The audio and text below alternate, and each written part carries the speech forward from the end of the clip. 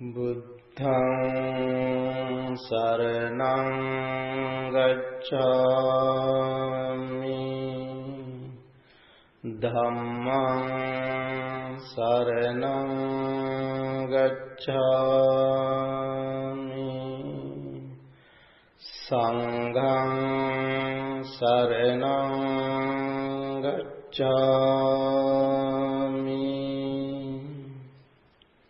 Friends, even between the Buddha's own relatives,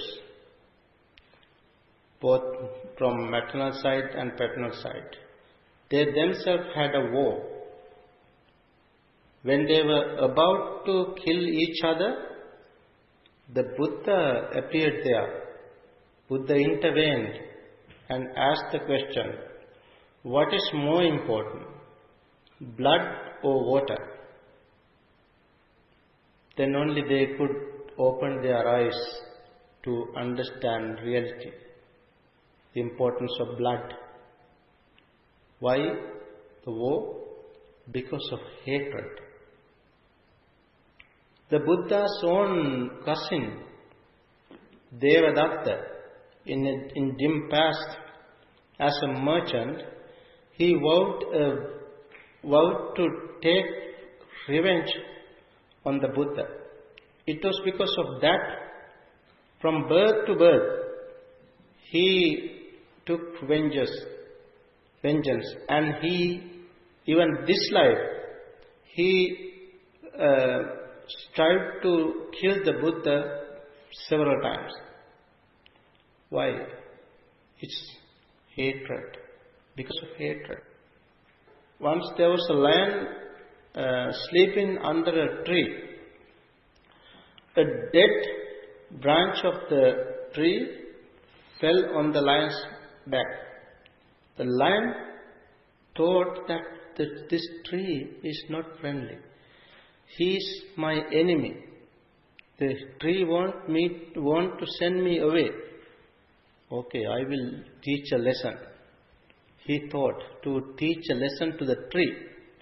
Then he went to the village drum maker and he said, friend, you know, if you make your drum with the trunk of that particular tree, your drum will be the best one in all this whole area. Better you make a drum with the trunk of that tree. So the man, cut the tree and made the drum. And then there was a Deva, the deity, in the tree. The deity, it was his own place, the deity's place, his dwelling. So he thought, well, I will teach a lesson to the lion. So the Deva went to the same drum maker and said, friend, no, if you make your drum with the skin of the lion, that will be the best drum in the whole area. So the drum maker thought that's the best way. He killed the lion. What happened? They themselves perished. Why? Because of hatred. Buddha said, hatred never appeased by hatred. Hatred appeased only by metta. So friends, today for this Dhamma talk, our topic is metta. Here I want to talk on 3 subtopics. What metta is. The first one is what metta is. The second is the importance of practicing, developing metta. And the third is how to practice, develop metta. These are the 3 subtopics. Let's come to the first one first. What metta is? Metta is goodwill, non-ill will, non-hatred. It's benevolence, amity. It's friendliness, love, of course, love and friendliness. Love in friendliness is the way to live in friendliness. The Buddha taught us the way to live is friendliness. Metta. Live with metta, full of metta. That is the teaching. That is the Buddha's teaching. Metta and mitta, these are Pali terms. Their Sanskrit form is mitra or maitri. Metta, mitta, Pali. Maitri and mitra, Sanskrit. Mitta and mitra is a term for the sun. Why the sun is called mitta or mitra? Mitra simply means friend. Why sun is called mitta? Because the sun gives us its rays without any discrimination. Equal rays to all beings in the whole system of the world. Whole world. Just like that, Maitri or Mitta, Metta should be extended, should be suffused with all beings equally. Equal Metta without any discrimination. Metta or this term Maitri, we can come across this term even in other religions, in other traditions as well, not only Buddhism. We come across this in Hinduism, Jainism, and even Upanishadic teaching.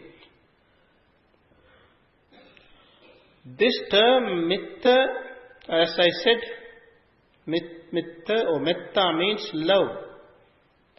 Love is categorized into three in Greek language, Greek literature.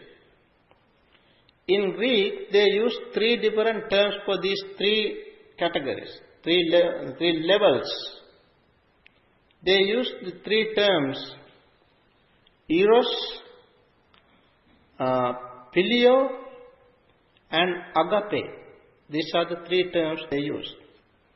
Eros means carnal love, sexual love, love between lovers.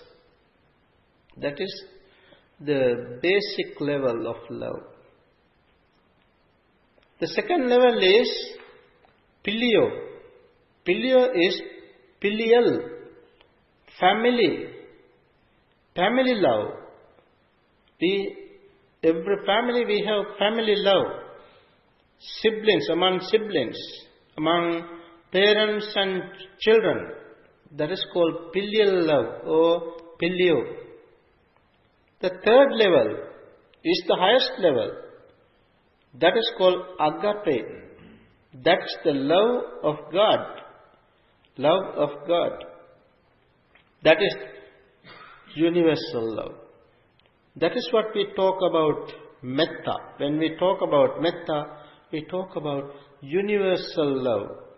The love which is limitless, which is boundless love. That is metta. In Pali, boundless is appamanya. No limit. Limitless metta. We talk about that metta. Metta and karuna.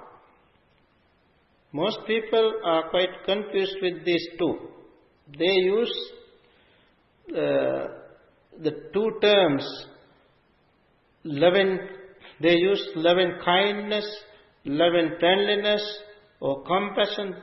Three terms, they use these interchangeably without understanding clearly.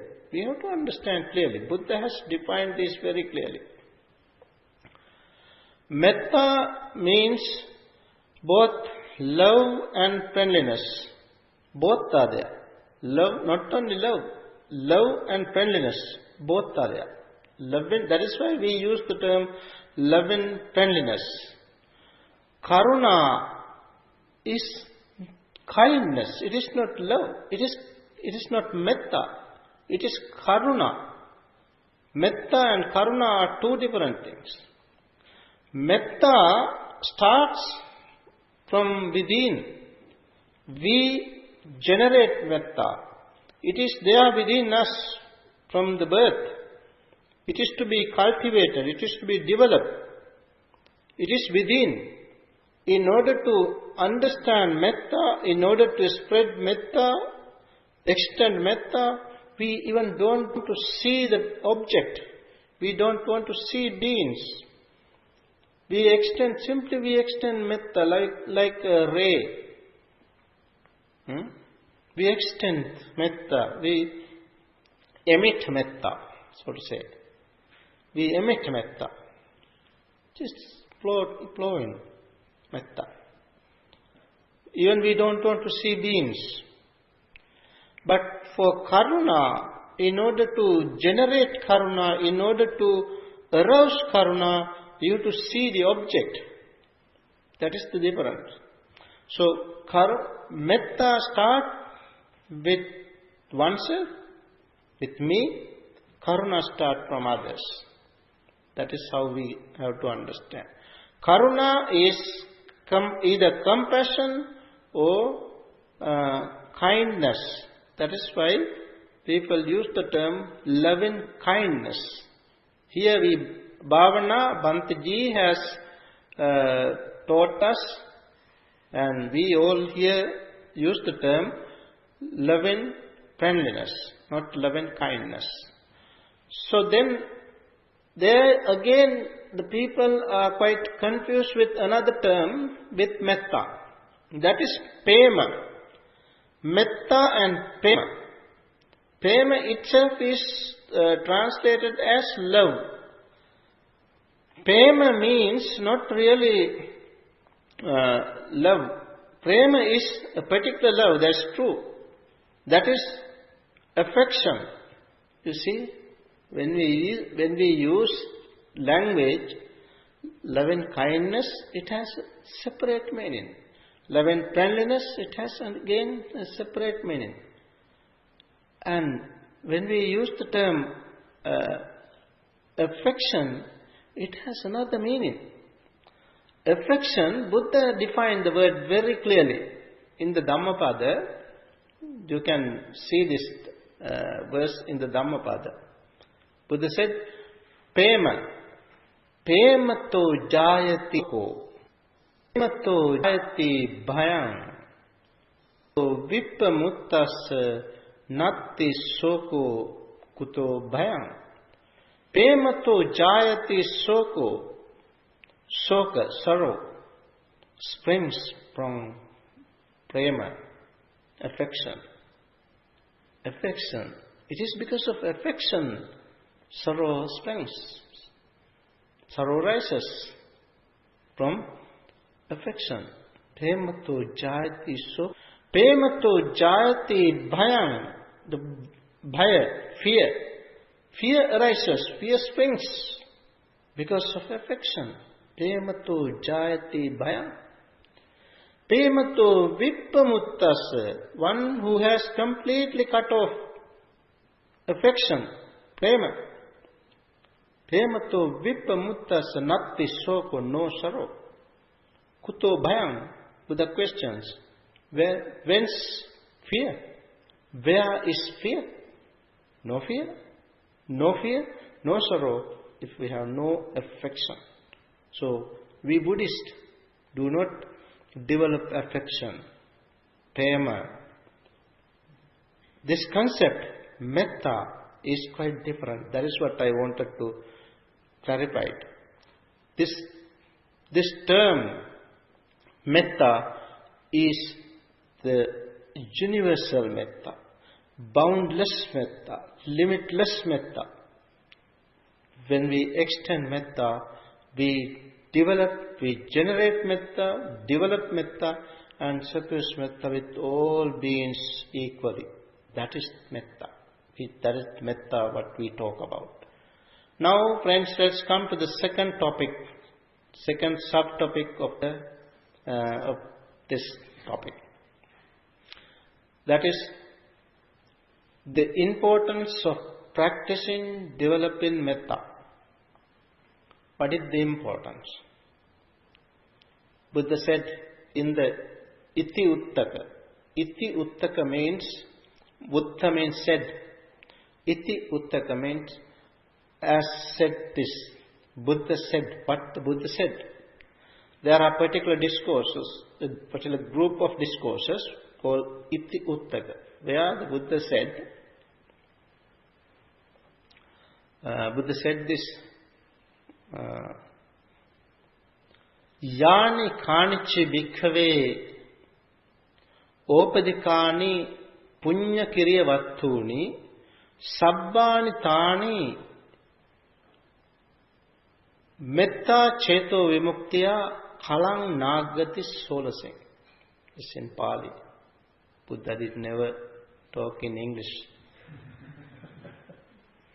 English or Sinhalese or other language doesn't work. This is the best language. Pali is the best language to convey this message of truth. That is why Buddha used this special language. You know, in India by the time they had Sanskrit. Buddha never used Sanskrit.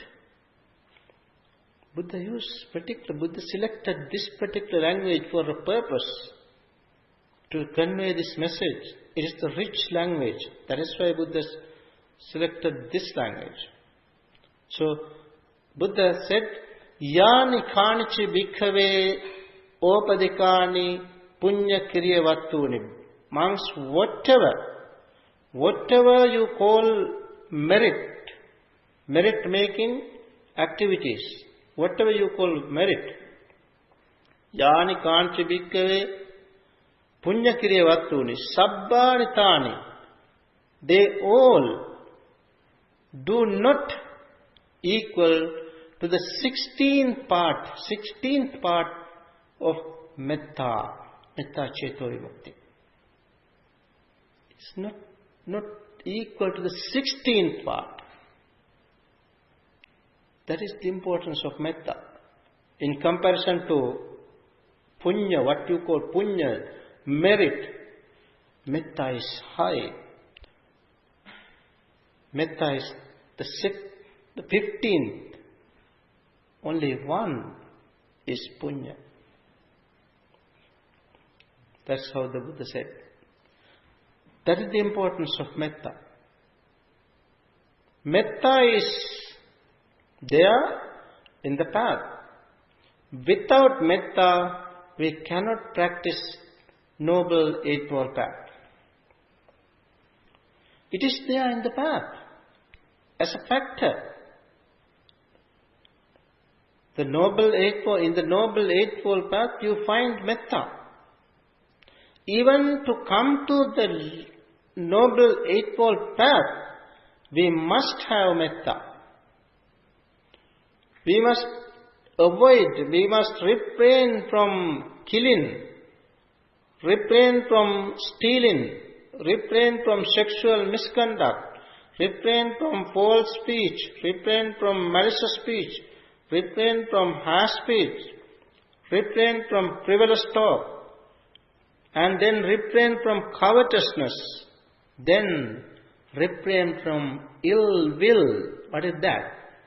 Then you refrain from ill will. What is the other side? Non-ill will. What is non-ill will? Non-ill will is metta. Then only you come to right understanding. Refrain from ill will. Then you develop metta. Non-ill will. Metta. When you have non-ill will, you refrain from wrong view. When you refrain from wrong view, you end up with right view. Right view means right understanding. So, in order to come to right understanding is the first factor of the Noble Eightfold Path. In order to come to right understanding, we must have metta. When you come to right understanding, if you have right understanding, right view, then you start to think. That is what is called the second factor of the path. Right thoughts. You start to think. Right intention, right thought. Right intention means what? Refrain, that is to practice giving. Nekkhamma sankalpa. Nekkhamma is giving, abandoning. Nekkhamma sankalpa, good thoughts. Avvyapada sankalpa. The second one is avvyapada, non-ill will. Again, in the path, you see, the second factor of the path is called right thoughts or right intention. Right intention means practicing generosity, abandonment, and then the second one is non-ill will. The third is refrain from cruelty, non-cruelty. This means metta. When you have metta in such a way, you start to talk. When you talk, right speech is full of metta. You talk with metta. You never want to make divisive talk. No malicious talk. You never want to divide people. But instead you want to unite people. With metta you do this. Then your actions, right actions. Right actions means what? Refrain from killing. Refrain from stealing. Refrain from sexual misconduct. What are these? Refrain from killing. If you have metta, can you kill? If you really practice metta, can you kill? Can you support killing? Can you get somebody else for killing? You refrain from all these things. Then what happens? Your precepts become very clear precepts. Pristine, pure precepts. What are the precepts? 5 precepts. If you have 5 precepts, clear 5 precepts, Buddha said, you are refraining from 5 fearful animosities. There's a discourse in the Samyutta Nikaya, connected discourses.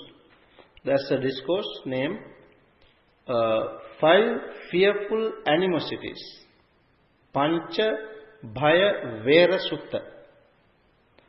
Where the Buddha said, if you refrain from these 5, if you refrain, you are observing 5 precepts.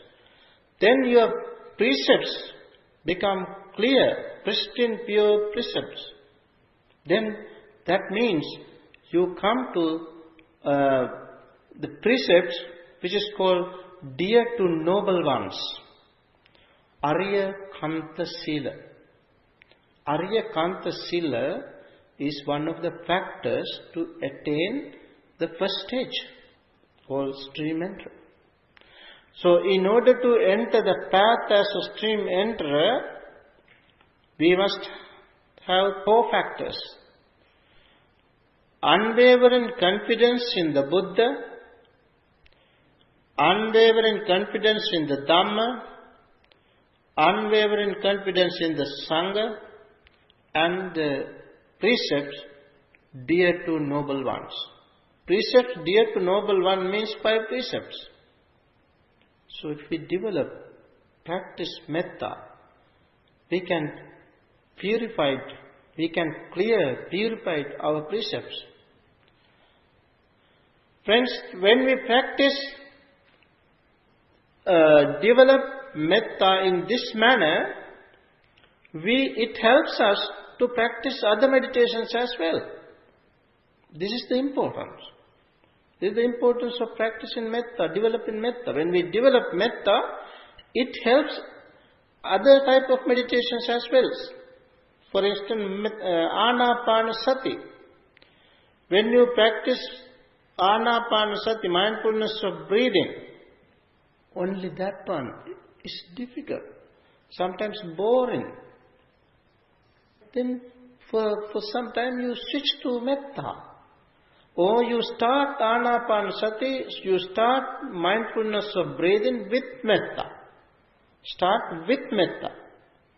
Or at the end you can apply metta like a cooling balm.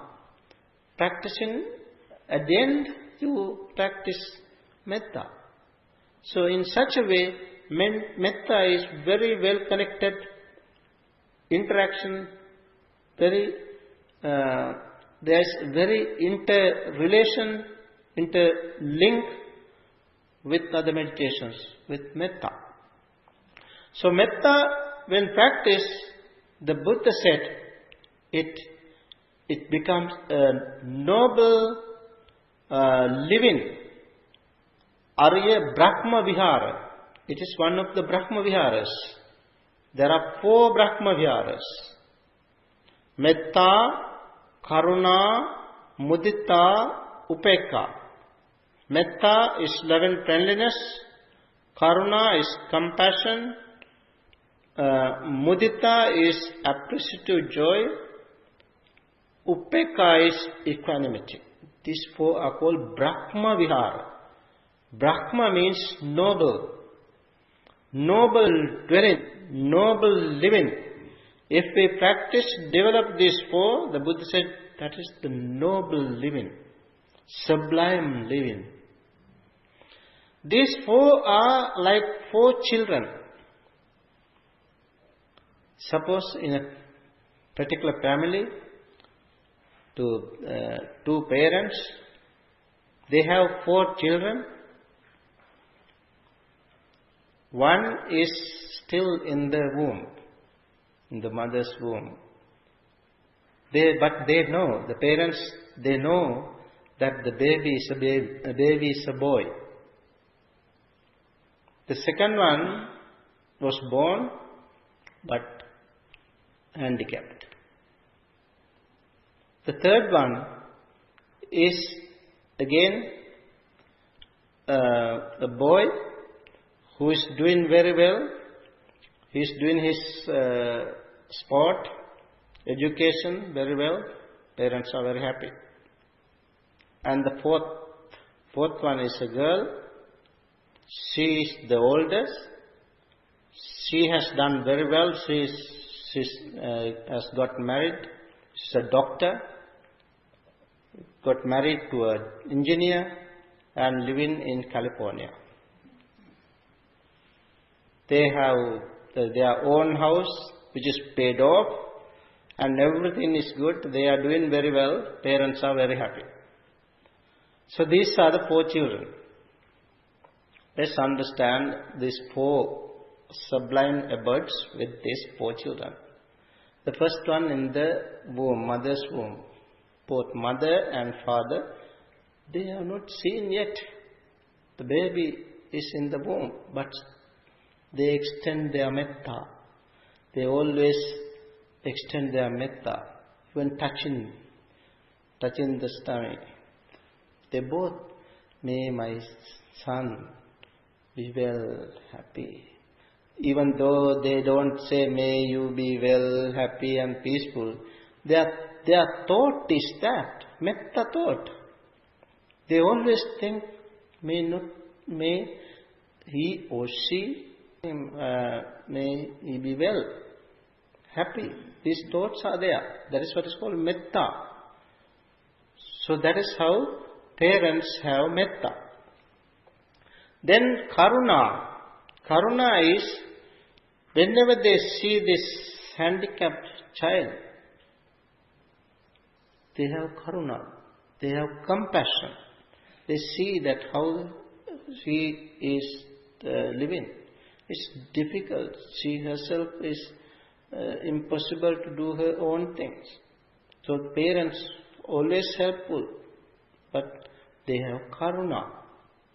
The third one is schooling, studying well. So they have mudita, appreciate. They appreciate. Parents always appreciate his works, his sports, his education, his homework, everything. Parents appreciate. That is what is called appreciative joy. Then the oldest,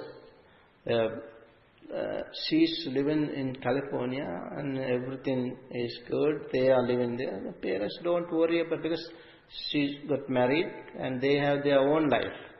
Parents don't want to worry about too much. Just think. Whenever they think, they have sort of equanimous mind. That is what is called equanimity. In such a way, every parent has these four noble things: metta, karuna, mudita, upekha. But these must be developed. All the four should be developed.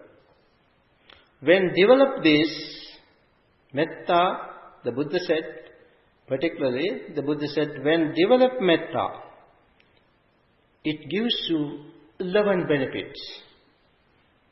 11 benefits. When you practice, repeated, develop, made much, when you make it like your own vehicle, when you make it like your own tool, when you undertake it properly, well undertaken, then metta gives you 11 benefits. What are the 11 benefits? Buddha said in Pali, I want to use Pali. Don't worry, don't be afraid of my Pali. I always give you English meaning, but without Pali, no Buddhism. Without Pali, Buddhism is not that work. For us, we need Pali very well. We want to learn Pali. Buddha said, this Dhamma in Pali, we have to learn Pali in order to understand the Buddha's very word, Buddha's message properly. Otherwise, we simply cling to a language, cling to a word, and just we grasp the wrong meaning. There are many such things in our books. So, Buddha said, as a result of practicing, developing metta, sukhang supati, you can sleep well. These are the benefits. This is the importance of practicing. This is the importance of practicing metta. Sukhang supati, you can sleep well. Most people find it difficult to sleep well. Sukhang supati, if you practice metta, love and friendliness, when you go to bed, simply you practice metta. May I be calm and peaceful. Calm down yourself. May I be calm and peaceful. May I be well, happy and peaceful. May all beings be well, happy and peaceful. If you simply do that, then you can sleep well. Sukhang supati. Then sukham patigujjati. You can wake up well, wake well. If you sleep well, you wake well. So, sukham patibujjati, you can wake well. Na papakang supinam pasati, while you are sleeping, you don't dream nightmare. No nightmares. Na papakang supinam pasati, evil nightmare, no nightmare.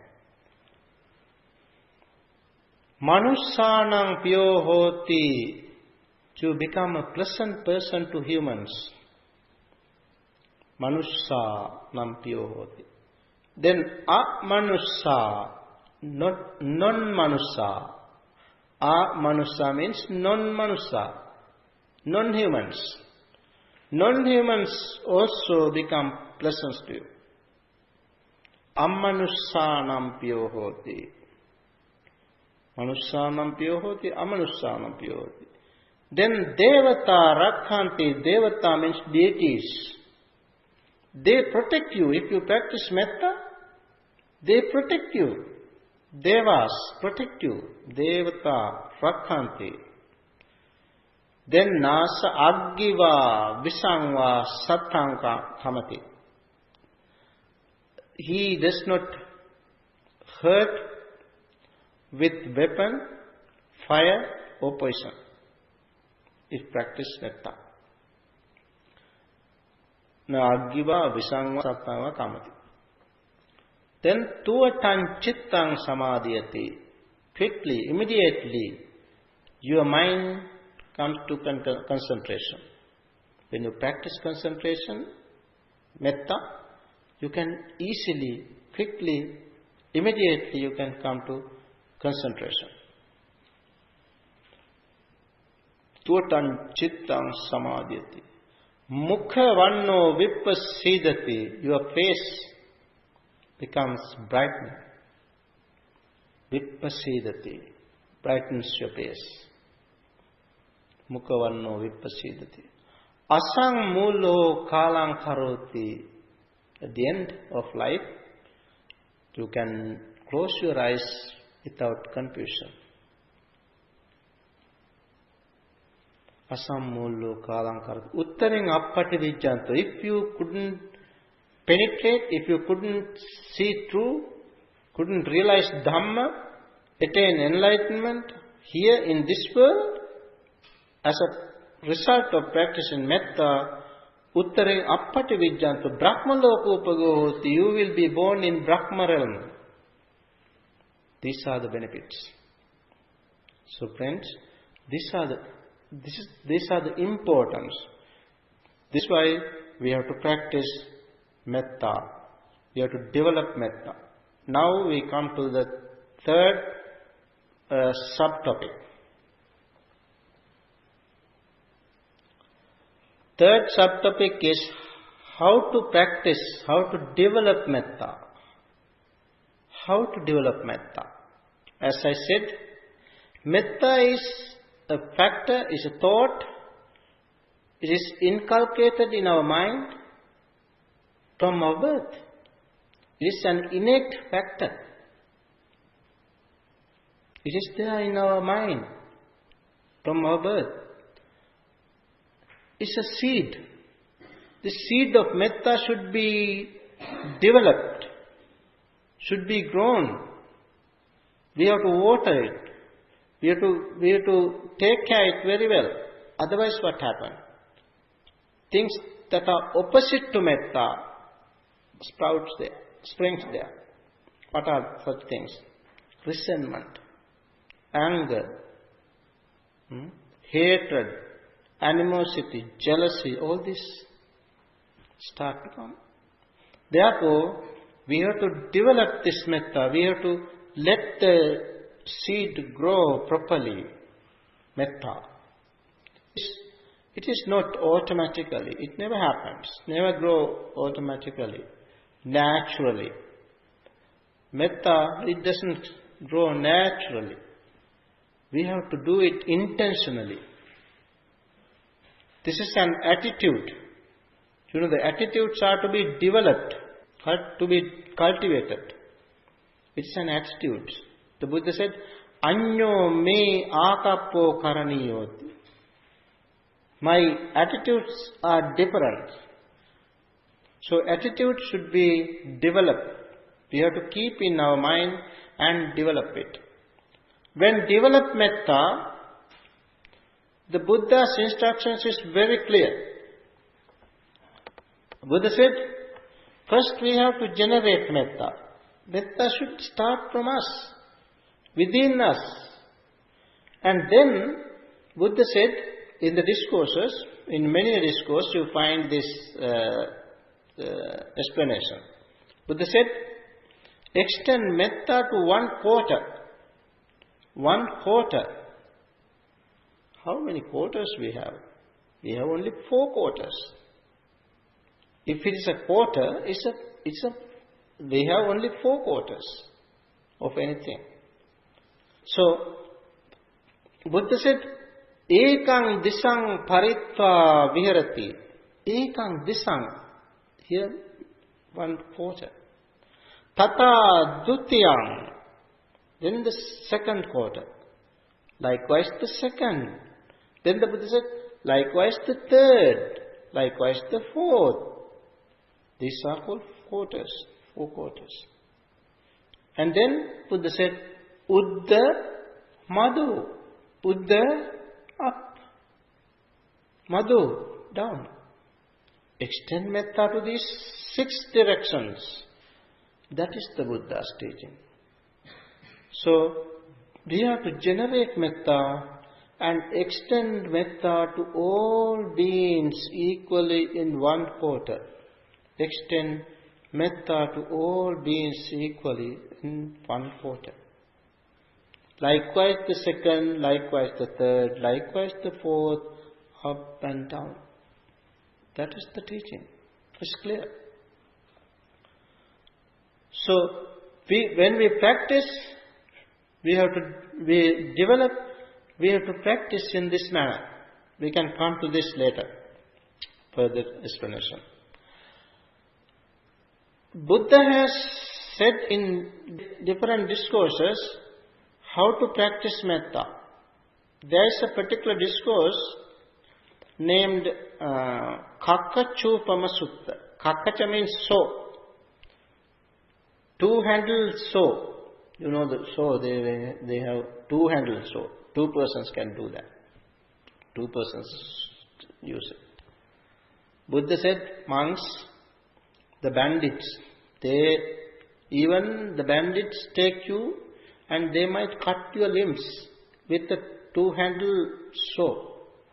Even that moment, you should not get angry. If you have such thoughts, you are not practicing properly. You are not fitting to convey this message of peace. Message of peace. The Buddha's teaching is a message of peace.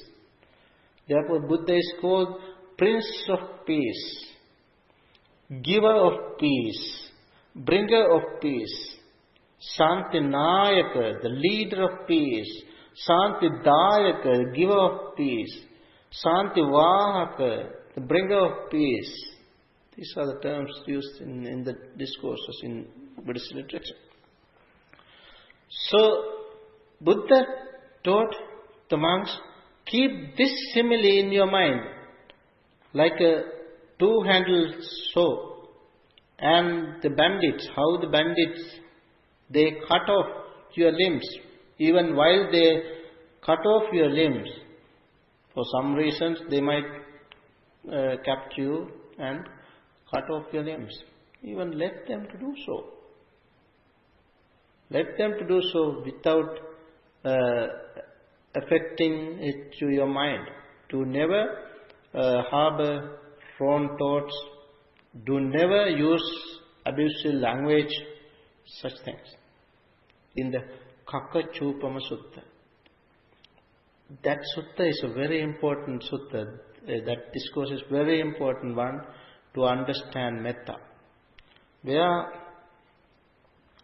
the Buddha taught us to keep this simile in our mind. Again, one day the Buddha, while going for collecting alms together with monks, that is the Buddhist tradition. You know, the monks, Buddha taught us to go from house to house begging for our own meal. Buddha himself did the same thing. One day Buddha went for alms together with monks. On their way, Buddha saw a blazing heap of fire. Seeing this fire ember, the Buddha saw this and Buddha sat under a tree to give a lesson to these monks. Buddha sat under the tree and addressing the monks said, monks, can you eat that fire, ember? It's coal, you know, it's a live coal. Can you eat this? Then the monk said, how can we eat this? Buddha said, like that, the food that is given by the devoted people, The food, not only food, 4 requisites. We get 4 requisites from devoted persons, devoted people. We get robe, shelter, food and medication from other people, devoted people. They donate this. That is their Dhamma. The Buddha said, if you eat, if you consume such things without virtue, just like eating the fire, eating this ember, this live coal, then the monks, listening to this, the monks, thereafter they went forth, and with that, about 60 monks, it is said in the discourse, about 60 monks attained enlightenment. 60 monks gushed hot blood and they died. And about 60 more monks destroyed. Thereafter, Buddha came to know this. Buddha then summoned them all, again, all the monks in the city, and gave another discourse. Name Achara Sangata. Achara Sangata means snapping of fingers, like this, snapping of fingers. Buddha said, monks, if you practice metta, develop metta, even during the time of the snapping of finger, like this much, only this much you practice. Buddha said, you are worthy. You are worthy to receive food given, food, drinks, whatever given by the people. You are worthy to receive such things. This much. You practice metta only this time. Achara sanghata mattam piche bhikkhave bhikkhu arittajjhano viharati. You then live a noble life. Such a way the Buddha taught to develop this metta. Even this much. See? Achara sanghata. Again, one day, Anatha Pindika. Anatha Pindika means a millionaire in the time of the Buddha, who was the chief benefactor of the Buddha. One day, when he went to the Buddha, by that time he was no more a millionaire, he was a pauper. He became very poor because of his friends. Those who got money, loan from him, they never paid back. Then he eventually became sort of bankrupt.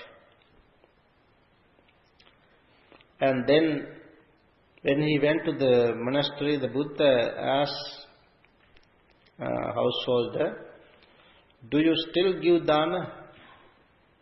Do you still give dana? Because he was called Anatha Pendika because he give food to refugees, to many people. Whoever comes, he gave. So eventually he became a poor person. So still he is giving. So when the Buddha asked, are you still giving? Then he said, yes, Bhante, but very simple things like broken rice and lentil curry. Very poor meal. Then Buddha said, what is important is not what you give, but your mind.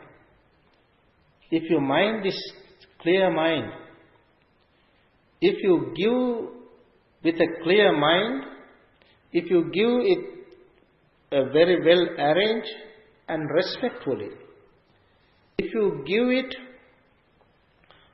with your own hand, if you give it what is not discarded,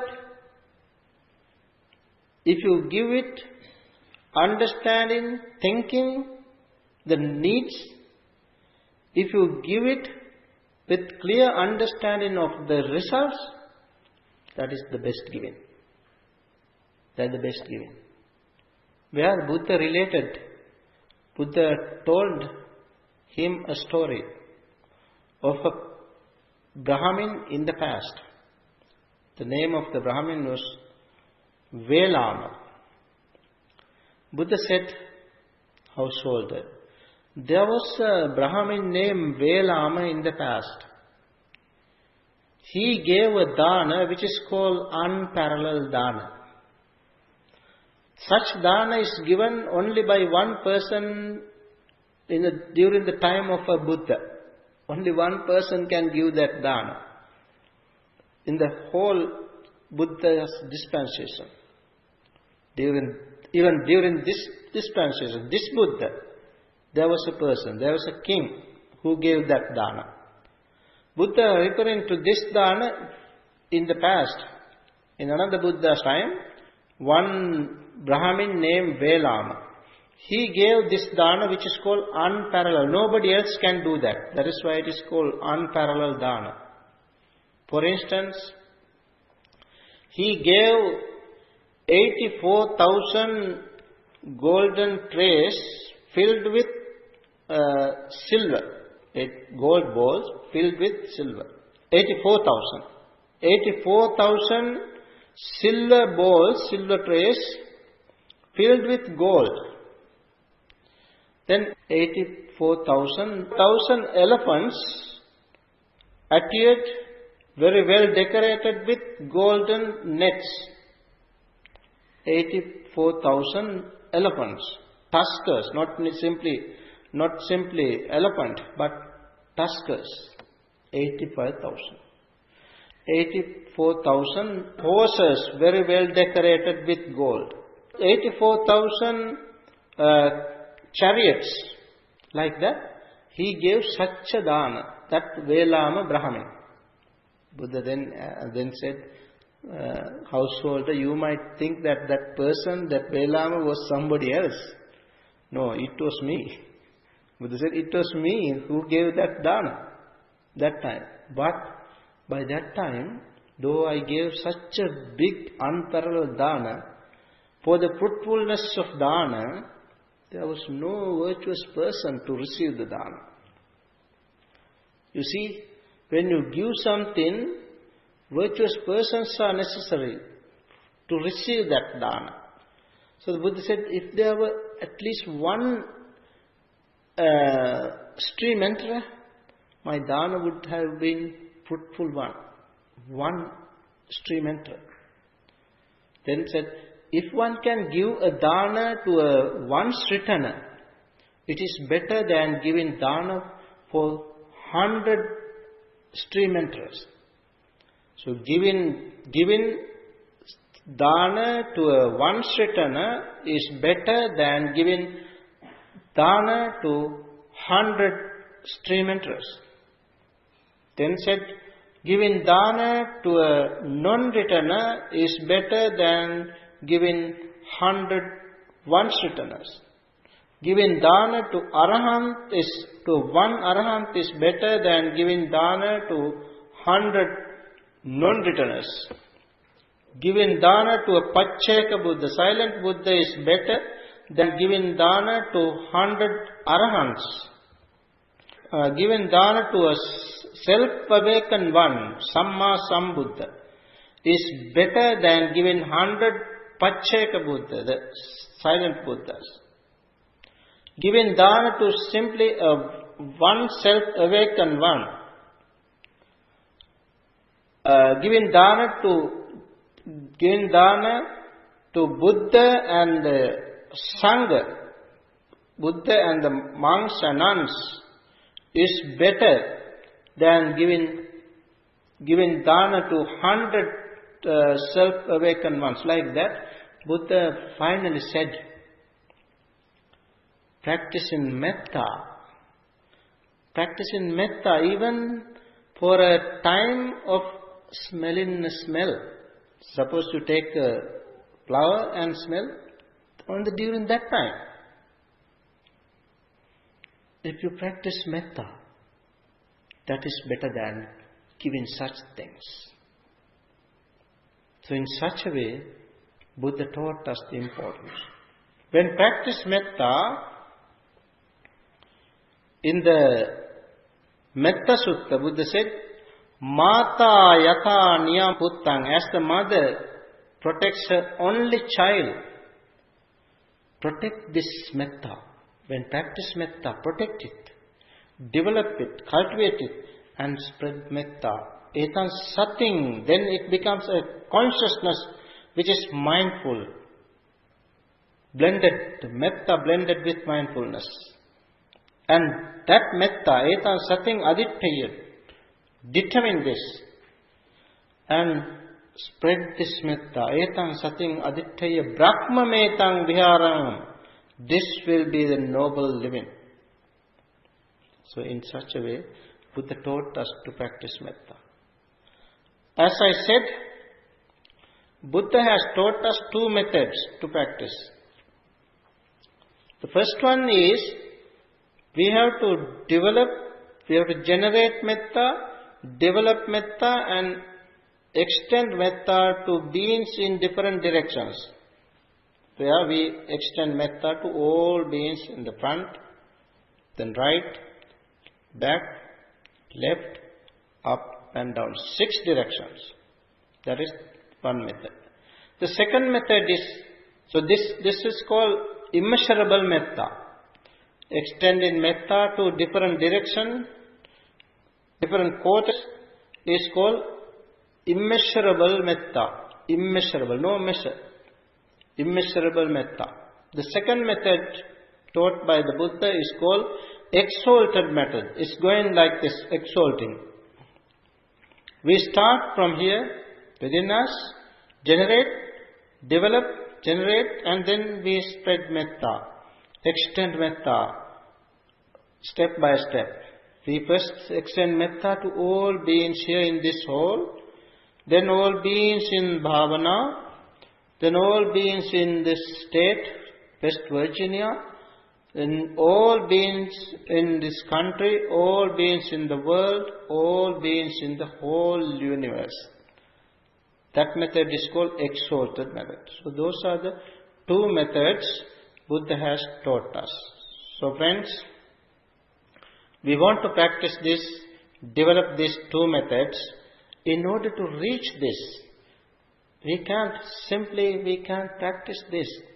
We can't directly go to this. That is why I want to show you, I want to work with you within these days to calm down yourself, and slowly we want to come to these different levels, where I want to show you these 4 levels of practicing metta. So today, the first day, we practice the first one, and days to come, we can come to the next as well, and we can practice properly. So I kindly ask you to practice properly, understanding clearly. Whenever you have any questions, you can come and ask. As every day we have interviews, you can come and ask any questions regarding meditation. Not necessarily this one, whether whatever the meditation you have done or anything, only on meditation. I don't want to answer any questions, any other questions during the interview times. But at night, we have Q&A time. For that, you can write down your all other questions. There also, please make sure that you write questions only on meditation and Dhamma. I don't want to answer your science or economics, politics or any other questions. I don't know such subject. I know only 2 subjects, meditation and Dhamma. So let's all understand the importance of metta. In days to come, these venerable monks will explain you this more. They will explain in different topics as well. And finally, the last day I would speak again. So as we all got together, we practiced throughout the day today, and now we all listen to a Dhamma talk. Listening to this Dhamma talk, you all acquire a great deal of merit. By the power of all this merit, may we all attain supreme bliss of Nibbana. Sadhu, sadhu, sadhu.